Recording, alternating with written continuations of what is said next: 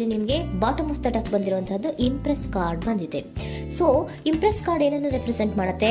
ಕೆಲವೊಂದು ರೀತಿಯ ನಿಮ್ಮ ಲವ್ ಲೈಫಿನ ವಿಚಾರದಲ್ಲಿ ಶಾಂತವಾಗಿರ್ಬೇಕು, ಸಮಾಧಾನವಾಗಿರ್ಬೇಕು, ಒಂದು ಪ್ರೀತಿ ಇರಬೇಕು ಅನ್ನುವಂತಹದ್ದು, ಮತ್ತೆ ಒಂದು ಸ್ಟೇಬಲ್ ಆಗಿರ್ಬೇಕು ಅನ್ನುವಂತಹ ರೀತಿಯಲ್ಲಿ ನೀವು ಆಲೋಚನೆಯನ್ನು ಮಾಡ್ತಾ ಇರುವಂತದ್ದು ಬಾಟಮ್ ಆಫ್ ದ ಡೆಕ್ ಅಲ್ಲಿ ರೆಪ್ರೆಸೆಂಟ್ ಆಗ್ತದೆ. ಲೈಫಿನ ವಿಚಾರದಲ್ಲಿ ನೀವು ಪಾಸ್ಟಿನಲ್ಲಿ ಕೆಲವೊಂದು ರೀತಿಯ ಕೆಲವೊಬ್ಬರಿಗೆ ಸೋಲ್ಮೇಟ್ ಕನೆಕ್ಷನ್ ಅನ್ನ ರೆಪ್ರೆಸೆಂಟ್ ಮಾಡ್ತಾ ಇದೆ ಕೆಲವೊಬ್ಬರಿಗೆ. ಓಕೆನಾ? ನಿಮ್ಮ ಪ್ರೀತಿಯಲ್ಲಿ ಒಂದು ರೀತಿಯ ಬಾಂಡೇಜ್ ಇರುವಂತಹದ್ದು ರೆಪ್ರೆಸೆಂಟ್ ಆಗ್ತಾ ಇದೆ. ಹಾರ್ಮೋನಿಗಳು ಇರುವಂತಹದ್ದು ರೆಪ್ರೆಸೆಂಟ್ ಆಗ್ತದೆ ಕೆಲವೊಬ್ಬರಿಗೆ. ಓಕೆನಾ? ಮತ್ತೆ ಕೆಲವೊಬ್ಬರಿಗೆ ನಿಮ್ಮ ಲವ್ ಲೈಫ್ ನ ವಿಚಾರದಲ್ಲಿ ಥರ್ಡ್ ಪಾರ್ಟಿ ಸಿಚುಯೇಷನ್ ಅನ್ನ ರೆಪ್ರೆಸೆಂಟ್ ಆಗ್ತಾ ಇದೆ. ಓಕೆನಾ?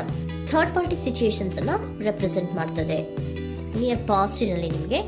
ನೆಕ್ಸ್ಟ್ ಕಾರ್ಡ್ ಬಂದಿರುವಂತಹದ್ದು ಪೇಜ್ ಆಫ್ ಸೋರ್ಟ್ಸ್ ಬಂದಿದೆ. ಥರ್ಡ್ ಕಾರ್ಡ್ ಬಂದಿರುವಂತಹದ್ದು ಯಾವುದು? ನಿಮಗೆ ಪೇಜ್ ಆಫ್ ಸೋರ್ಟ್ಸ್ ಬಂದಿದೆ. ಸೊ ಕ್ಯೂರಿಯಾಸಿಟಿ ಇದ್ದಂತಹ, ನಿಮ್ಮ ಲವ್ ಲೈಫಿನ ವಿಚಾರದಲ್ಲಿ ಒಂದು ಕ್ಯೂರಿಯಾಸಿಟಿ ಇದ್ದಂತಹ, ಒಂದು ರೀತಿಯ ಬಾಂಡೇಜ್ ಇದ್ದಂತಹ, ಸ್ವಲ್ಪ ನೀವು ಮಾತಾಡಿರುವಂತಹ ಸಾಧ್ಯತೆಗಳು ರೀಸೆಂಟ್ ಪಾಸ್ಟಿನಲ್ಲಿ ರೆಪ್ರೆಸೆಂಟ್ ಆಗ್ತಾ ಇದೆ.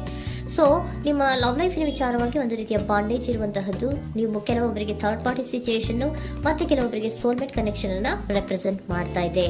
ಮತ್ತೆ ನಿಮ್ಮ ಲವ್ ಲೈಫಿನ ವಿಚಾರದಲ್ಲಿ ನೀವು ಮಾತಾಡಿರುವಂತಹದ್ದು ಕೂಡ ಕೆಲವೊಂದು ರೀತಿಯ ಮಾತುಕತೆಗಳು ಆಡಿರುವಂತಹದ್ದು, ಹೊಸ ಐಡಿಯಾಗಳನ್ನ ಮಾಡಿರುವಂತಹದ್ದು ಇಲ್ಲಿ ರೆಪ್ರೆಸೆಂಟ್ ಆಗ್ತದೆ. ಮೇ ಬಿ ನೀವು ಫ್ರೆಂಡ್ಸ್ ಗಳ ಮೂಲಕ ನೀವು ನಿಮ್ಮ ಪರ್ಸನ್ ಅನ್ನ ಭೇಟಿಯಾಗಿರಬಹುದು.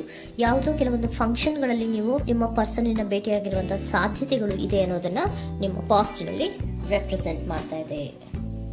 ನೆಕ್ಸ್ಟ್, ಅಟ್ ಪ್ರೆಸೆಂಟ್ ನಲ್ಲಿ ಯಾಕೋ ನಿಮ್ಮ ಲವ್ ಲೈಫಿನ ವಿಚಾರದಲ್ಲಿ ಫೀಲಿಂಗ್ ಲೆಫ್ಟ್ ಔಟ್ ಆಗಿರುವಂತಹ ಸಾಧ್ಯತೆಗಳು ರೆಪ್ರೆಸೆಂಟ್ ಆಗ್ತಾ ಇದೆ. ಅಟ್ ಪ್ರೆಸೆಂಟ್ ನಲ್ಲಿ ಯಾಕೋ ಕೆಲವೊಂದು ರೀತಿಯ ಚಿಂತೆಗಳಿರುವಂತಹದ್ದು, ವರೀಸ್ಗಳಿರುವಂತಹದ್ದು, ಬೇಜಾರಿನಲ್ಲಿ ನಿಮ್ಮ ಲವ್ ಲೈಫಿನ ವಿಚಾರದಲ್ಲಿ ಇರುವಂತಹದ್ದು ರೆಪ್ರೆಸೆಂಟ್ ಆಗ್ತಾ ಇದೆ. ಯಾಕೆ ಅಂದ್ರೆ ನಿಮ್ಮ ಲವ್ ಲೈಫಿನ ವಿಚಾರವಾಗಿ ಕೆಲವೊಂದು ರೀತಿಯ ಬದಲಾವಣೆಗಳಾಗ್ತಾ ಇರುವಂತಹದ್ದು ರೆಪ್ರೆಸೆಂಟ್ ಆಗ್ತಾ ಇದೆ. ಯಾಕೋ ಕೆಲವೊಂದು ಚೇಂಜಸ್ಗಳಾಗ್ತಾ ಇರೋದ್ರಿಂದ ನೀವು ಬೇಜಾರಿನಲ್ಲಿ ಇರುವಂತಹದ್ದು. ನಿಮ್ಮ ಲವ್ ಲೈಫಿನ ವಿಚಾರವಾಗಿ ಯಾಕೋ ಪರಿಸ್ಥಿತಿಗಳು ಅಷ್ಟು ಚೆನ್ನಾಗಿಲ್ಲದೆ ಇರುವಂತಹದ್ದು ರೆಪ್ರೆಸೆಂಟ್ ಆಗ್ತಾ ಇದೆ. ಯಾಕೋ ಕೆಲವು ಬದಲಾವಣೆಗಳು, ಚೇಂಜಸ್ಗಳು ಆವಾಗಿಂದ ಆವಾಗಲೇ ಆಗ್ತಾ ಇರುವಂತಹದ್ರಿಂದ ನಿಮಗೆ ಬೇಜಾರಾಗಿರುವಂತಹದ್ದು ರೆಪ್ರೆಸೆಂಟ್ ಆಗ್ತಾ ಇರೋದು.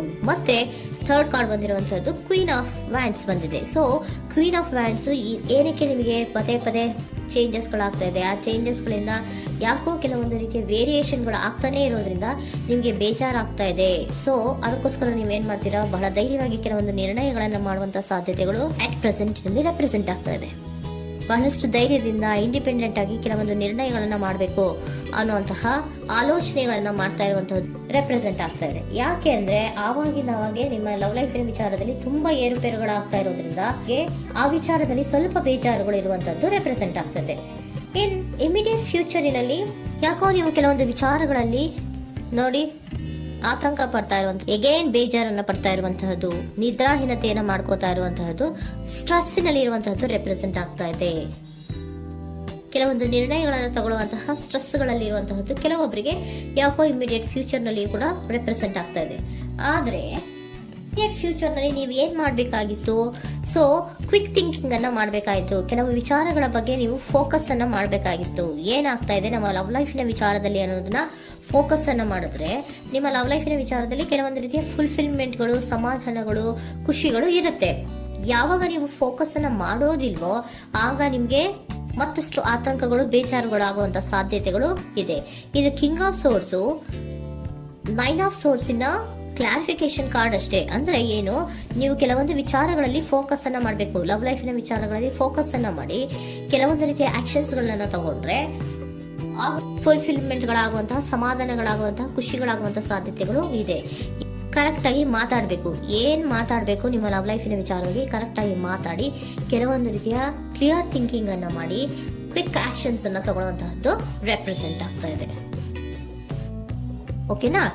ಇದಿಷ್ಟು ನಿಮ್ಮ ಕಾರ್ಡ್ಸ್ ನ ರೀಡಿಂಗು. ನೆಕ್ಸ್ಟ್, ಏಂಜಲ್ ಗೈಡೆನ್ಸ್ ನಿಮ್ಗೆ ಏನ್ ಹೇಳ್ತಾ ಇದ್ದಾರೆ ಅನ್ನೋದನ್ನ ನೋಡೋಣ. ನಿಮ್ಮ ಲವ್ ಲೈಫಿನ ವಿಚಾರವಾಗಿ ಏಂಜಲ್ ಗೈಡೆನ್ಸ್ ಏನ್ ಕೊಡ್ತಾ ಇದ್ದಾರೆ? ವೇಟ್ ಅಂತ ಹೇಳ್ತಾ ಇದ್ದಾರೆ. ಸ್ವಲ್ಪ ತಾಳ್ಮೆಯಿಂದ ಇರೋ. ಅವಸರದಲ್ಲಿ ಯಾವ ನಿರ್ಧಾರವನ್ನ ಕೂಡ ಮಾಡಬೇಡ ಅನ್ನೋದನ್ನ ಏಂಜಲ್ ಗೈಡೆನ್ಸ್ ಕೊಡ್ತಾ ಇದ್ದಾರೆ. It's up to you. ಇದು ಎಲ್ಲ ನಿನಗೆ ಬಿಟ್ಟಿರುವಂತಹದ್ದು. ಬೇಗ ಬೇಗ ಕೆಲವೊಂದು ನಿರ್ಧಾರಗಳನ್ನ ಕ್ವಿಕ್ ಥಿಂಕಿಂಗ್ ಅನ್ನ ಮಾಡಿದ್ರು ಕರೆಕ್ಟ್ ಆಗಿ ಕ್ಲಿಯರ್ ಥಿಂಕಿಂಗ್ ಅನ್ನ ಮಾಡಬೇಕು. ಸೊ ಕ್ಲಿಯರ್ ಥಿಂಕಿಂಗ್ ಅನ್ನ ಮಾಡೋದಕ್ಕೆ ಲವ್ ಲೈಫ್ ನ ವಿಚಾರವಾಗಿ ಸ್ವಲ್ಪ ಟೈಮು ಬೇಕಾಗುತ್ತೆ. ಅದಕ್ಕೋಸ್ಕರನೇ ಏಂಜಲ್ ಗೈಡೆನ್ಸ್ ನಿಮ್ಗೆ ಏನ್ ಕೊಡ್ತಾ ಇದ್ದಾರೆ, ಸ್ವಲ್ಪ ವೇಟ್ ಮಾಡಿ. It's up to you. ಇದು ನಿಮ್ಗೆ ಬಿಟ್ಟಿರುವಂತಹದ್ದು. Perfect timing. ಕೆಲವೊಂದು ವಿಚಾರಗಳಿಗೆ ಪರ್ಫೆಕ್ಟ್ ಟೈಮಿಂಗ್ ಅನ್ನೋದು ಅಥವಾ ಡಿವೈನ್ ಟೈಮಿಂಗ್ ಅನ್ನೋದು ಬರಬೇಕು. ಆಗ ಕೆಲವೊಂದು ನಿರ್ಣಯಗಳನ್ನ ಮಾಡಬಹುದು.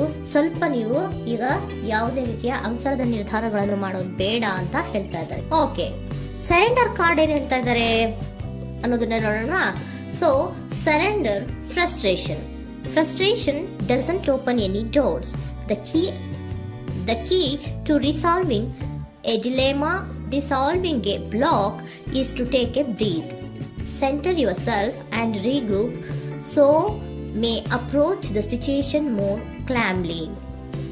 ಫ್ರಸ್ಟ್ರೇಷನ್, ಹತಾಶೆ ಅನ್ನೋದು ಮಾಡ್ಕೋಬೇಡಿ. ಹತಾಶೆ ಮಾಡ್ಕೊಳ್ಳೋದ್ರಿಂದ ನಿಮ್ಗೆ ಯಾವುದೇ ರೀತಿಯ ಹೊಸ ಐಡಿಯಾಗಳು ಬರಲ್ಲ, ಹೊಸ ಥಿಂಕಿಂಗ್ಗಳು ಬರಲ್ಲ, ಕ್ಲಿಯರ್ ಥಿಂಕಿಂಗ್ ಅನ್ನ ಮಾಡಕ್ಕೆ ಸಾಧ್ಯ ಆಗಲ್ಲ. ಸೊ ಅದಕ್ಕೆ ನೀವೇನ್ ಮಾಡ್ಬೇಕು, ಫ್ರಸ್ಟ್ರೇಷನ್ ಅನ್ನ ಬಿಟ್ಬಿಟ್ರೆ ನೀವು ಸಮಾಧಾನವಾಗಿ ಯೋಚನೆ ಮಾಡಿ ಕೆಲವೊಂದು ನಿರ್ಧಾರಗಳನ್ನ ಮಾಡಿ ಅನ್ನೋದನ್ನ ಸರೆಂಡರ್ ಕಾರ್ಡ್ ಕೂಡ ನಿಮ್ಗೆ ಹೇಳ್ತಾ ಇದ್ದಾರೆ.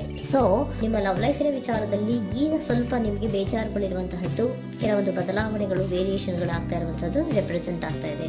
ಸೊ ನಿಮ್ಮ ಲವ್ ಲೈಫಿನ ವಿಚಾರಕ್ಕೆ ಫ್ಯೂಚರಿನಲ್ಲಿ ಕೆಲವೊಂದು ಆಕ್ಷನ್ಸ್ ಅನ್ನ ತಗೋಬೇಕಾದ್ರೆ ಸ್ವಲ್ಪ ವೇಟ್ ಮಾಡಬೇಕು, ಕ್ಲಿಯರ್ ಆಗಿ ಥಿಂಕ್ ಮಾಡಬೇಕು, ಅದರಲ್ಲಿ ಆಕ್ಷನ್ಸ್ ಅನ್ನ ತಗೋಬೇಕು ಅನ್ನೋದನ್ನ ಹೇಳ್ತಾ ಇದ್ದಾರೆ. ಓಕೆನಾ? ಆಗ ಮಾತ್ರ ನಿಮ್ಗೆ ನಿಮ್ಮ ಎನರ್ಜಿಯಲ್ಲಿ ಏನ್ ಶಾಂತತೆ ಬರಬೇಕು ಅಂತ ಹೇಳ್ತೀರಲ್ಲ, ಆ ಶಾಂತತೆ ಏನ್ ಬರಬೇಕು, ಲವ್ ಲೈಫಿನ ವಿಚಾರವಾಗಿ ಶಾಂತತೆ ಯಾವಾಗ ಬರುತ್ತೆ ಅಂದ್ರೆ ನೀವು ಕ್ಲಿಯರ್ ಥಿಂಕಿಂಗ್ ಅನ್ನ ಮಾಡಿದಾಗ ಮಾತ್ರ ಬರುವಂತಹದ್ದು ಅನ್ನೋದು ಕಾರ್ಡ್ಸ್ ಗಳಲ್ಲಿ ರೆಪ್ರೆಸೆಂಟ್ ಆಗ್ತದೆ.